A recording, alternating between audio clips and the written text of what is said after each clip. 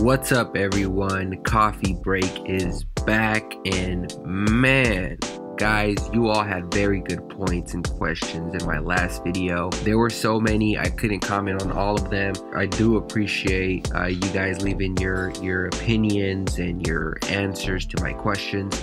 So let me touch on a couple before I move on. So the first one here I have from Chris Allen. It says, great video.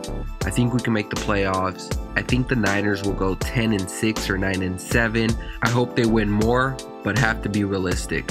Our defense really needs to step it up, especially Jimmy Ward. Very thoughtful comment here, Chris. I do think that if the Niners are to go 10-6 in the season, that is a huge win for this Niner ball club. Looking at the schedule, it is very difficult, more difficult than it was last year, and we're facing a lot of playoff teams, and the NFC is no joke. A lot of teams have great quarterbacks, so I mean, it's going to be a challenge, no doubt. I look at the Niners going 9-7. That's a little bit above 500, but if they go above that to 10-6, I think that's a huge win for this ball club, and that's essentially a playoff spot. Let me know what you guys think about what record will the Niners get this season. Okay, and this next one says, do you think Julian Taylor will start?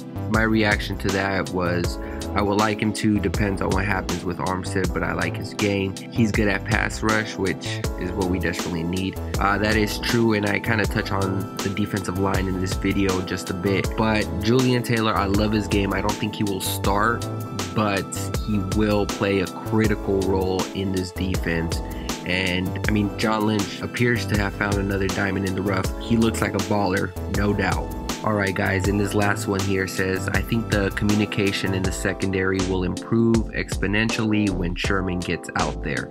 Agree, I think Sherman will definitely improve this defense, and he is a true leader. He will definitely be a leader out there along with Foster, Buckner, and those boys. So I expect this defense to tighten up once all the starters are out there. All right, but let's just jump right into the video. And I wanted to touch on the running backs first. The more I think about it, the more I think Alfred Morris makes this team. We haven't seen him play yet, but I expect him to get a lot of playing time this weekend. The reason I believe this is because, one, too many injuries at the running back spot. Sure, McKinnon and Breida are scheduled to be back in the week 1 opener, but that doesn't mean that they'll be at 100%. We still don't know how effective McKinnon can be in this offense. Also, we all know that Joe Williams is hurt again and may be placed on IR. I mean, it was just kind of weird just seeing him run. He wasn't running hard, so that may explain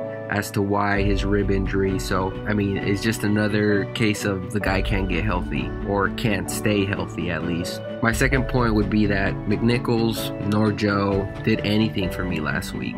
So it's more Morris's job to lose than anything. I still think we keep Raheem Mostert because he has that factor to play special teams, which is huge. But the running back play has been very underwhelming, so anyone who is impressive these last couple of weeks will more than likely make this team. Now, I do want to talk defensive line.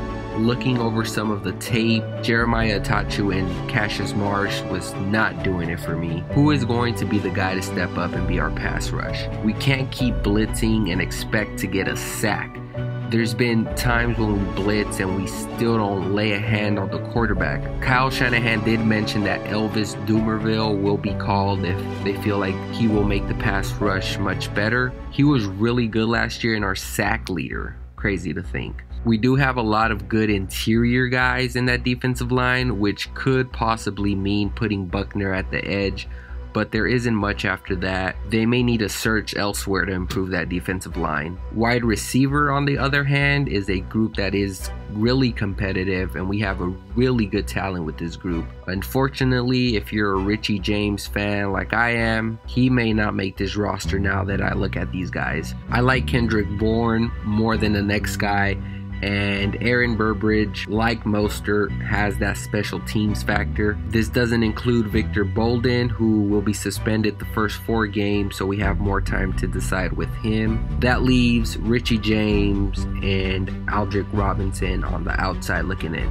It's a good problem to have, and you wish you can keep all, but any team looking for receivers will jump on those guys quickly. But anyways, guys, let me get your thoughts. Do you think it's Alfred Morris's spot to lose now that Joe Williams is hurt? And if you factor in all the other injuries and what happened this past weekend. Also, do you think we need to get a true pass rusher somewhere else? And how do you feel if Richie James gets cut? Anyways, folks, thanks for watching, guys. The countdown is here, baby. I can't wait. Let's get it. Week 1's almost here.